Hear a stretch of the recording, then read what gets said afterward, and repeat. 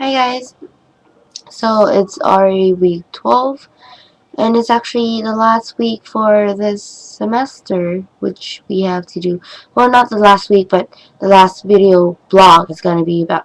So yeah, last week of video blogging. Relief, but there's some empty feeling to it, that knowing that, oh, surprised that we're not going to have a video blog next week anymore. It's kind of sad, but yeah. Anyways, it's last week. So this week is counterfactual identity week, which we have to make a fake slash real person. It is called that because kind of like we make up a fake person, but we put in persona, make up identity, make up personality, information, fake information, but information that we would like to have or we would like that person to have, so it's kind of true in some way. So that's why it's called fake slash real. But yeah, like Glenn said, sometimes fake is more real than real, because some information that people put in that identity might be true to them, the feeling that they would like, or personality, or whatever they would like to have, but couldn't, and so they let that imaginary identity have that. So it's kind of true or real in some way. But yeah, and which is, and for that, anyways, for the Tuesday lectures, I forgot what I was gonna say. For Tuesday lecture, remix culture. It's about how there's Creative Commons in return for the laws or copyrights. I kind of agree with it on the part about letting people have free expression, combining culture, let people be free and open to the world and be open about their creativity and how share with people. That's why I kind of like what Glenn said about how copyrights or restriction or limitation can protect an individual creativity or expand it. I forgot, but letting people doing remix stuff or combining or modify or shared can help expand the creativity overall in the bigger sense in whole world. And in that sense, people can understand different aspects, different cultures, and it could really limit or kind of like reduce the chance to have discrimination. That's how discrimination are. People don't understand the other culture and different points of view and how what they think, and if we sharing works or we the younger generation making remix of the older generation, they'll understand the past more or understand their culture or even understand different culture.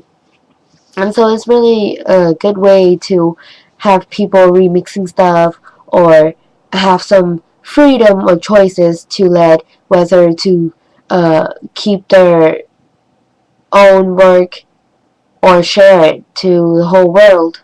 And I respect the copyright itself. I really do, because without it, the world would go crazy and there would be no laws and people were like stealing, lawsuit to each other, stealing people works.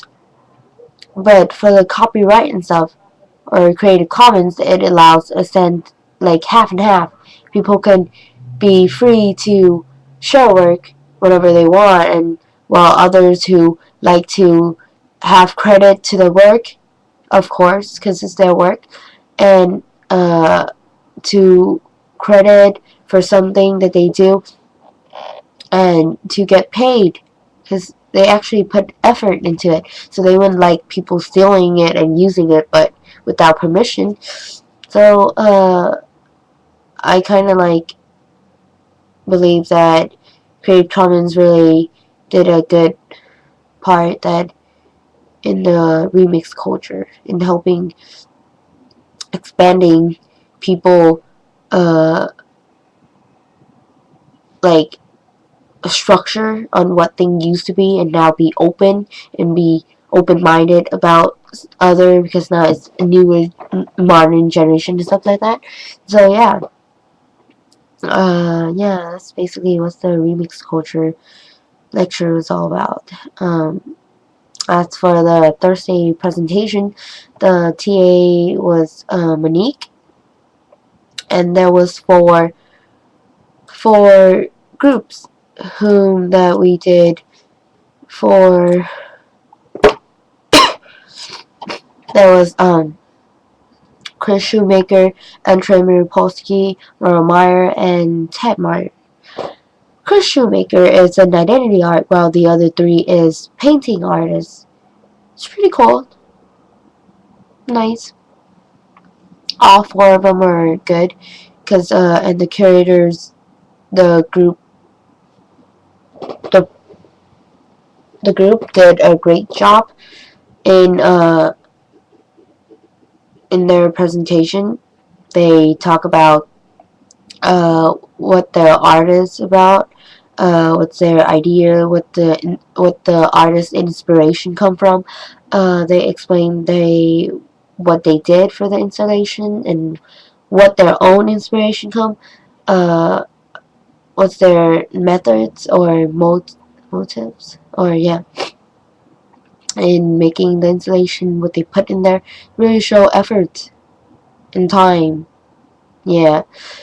So yeah, not really many critiques or criticism for them. They all did a great job. Some are really creative, some are really simple, but one way or another, it's still really good. Awesome work. I didn't do my presentation first yet, but I saw some pretty good ones. Chris Shoemaker is an identity artist. So she had that whole beauty concept thinking how she can't fulfill what she wanted out in real life. And so she doesn't really have that ideal American shape of a woman or form or looking. So she made another identity, a different person, different like our project counterfactual identity, uh, totally different in some way, yeah, but it's kind of real because that's what she would like to have. That's why it's being part of the fake real identity because it's fake. It's a makeup person, but she put in there what she would like to have out in real life that she could. And so she give a different aspect to the whole beauty thing and how people matter on the outside or the true beauty on the inside or really give um different point of view to the whole beauty and identity thing. So yeah, that's who Chris Shoemaker is, and really weird because she made like 1,000 identity, which kind of funny because I told my sister about the project and she said this project could really lead to obsession or multiple personality disorder in a bad way if they take it in a bad way. But in a good way, then people can fulfill their what they desire inside or what they're scared of or anything possible. And so really creative work. The group did good. presenting the whole artist. And yeah, and Troy Posky, really nice to know how many people have seen his work. And so uh yeah, really funny how some people actually saw his work in LA, like, because he did mural paintings and stuff.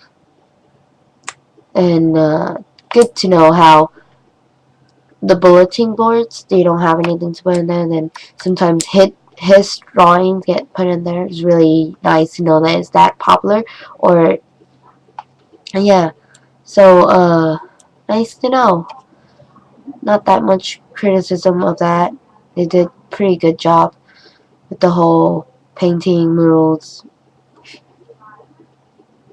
Mara Myers, I believe she's the one who did the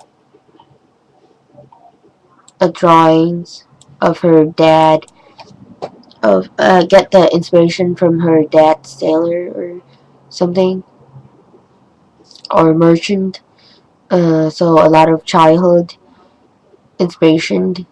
Really nice how they thinking of making a classroom, because she or teach art class and stuff. So they make the whole classroom set really nice.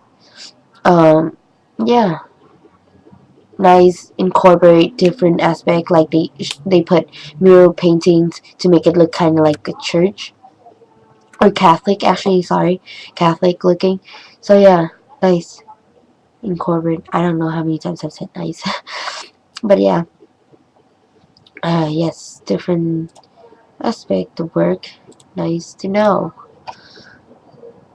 uh Ted Myers, pretty weird, because he's painting, but he does body scar, and paint over scar. So it was weird, but at the same time, I can understand how he likes his scar, because of his own dark uh kind of childhood.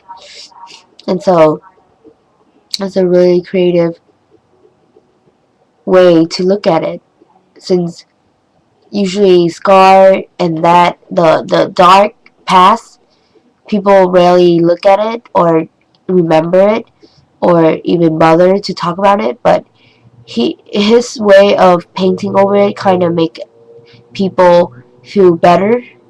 So bring the beauty out of um, sickness, injuries, make people understand that it's a part of their life, and what an impact it usually make on us.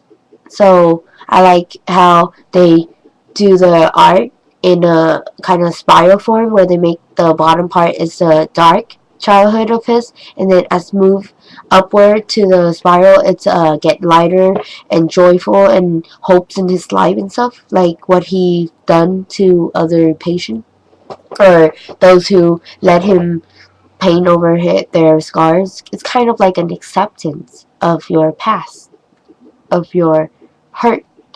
So really nice. I kind of like, weird and interesting at the same time. But yeah, so yeah, that's pretty much it for the presentation on Thursday.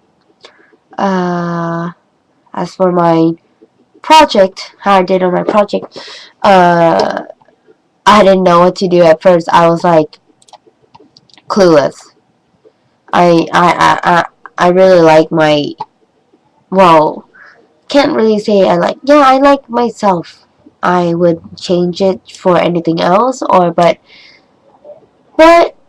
I end up thinking of making a little sister, since I'm the youngest. So I was like, how about making little sister, who you can understand more, or you can imagine what they would do.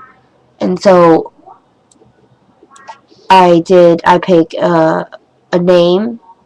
I spend like hours picking name. I pick a name, and then I start open email account. But sorry, to tell you the truth, I didn't really. I couldn't open an email account when I was putting real age. There's like, oh, parent consent. It's like too much work. And so I just make up the fake age, which is my age. But then